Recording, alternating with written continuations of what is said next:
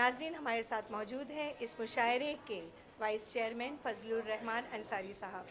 हम इनसे पूछेंगे कि आज के मुशायरे के लिए जो तैयारियां हुई हैं उसमें आपके ख़यालात हम जानना चाहेंगे कि किस तरीके से आप लोग इस प्रोग्राम की, इस मुशायरे की तैयारी करते हैं।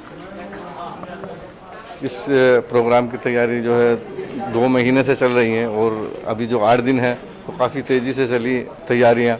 सबका मशवरा किया, डॉक्टर साहब ने मीटिंग बिठाई कि किस प्रोग्राम को किस तरीके से करना है, क्योंकि कोरोना काल का वक्त चालू है तो सोशल डिस्टेंस भी हमको रखना है और हमारे जो सरकार है उसके भी आदेश का पालन करना है।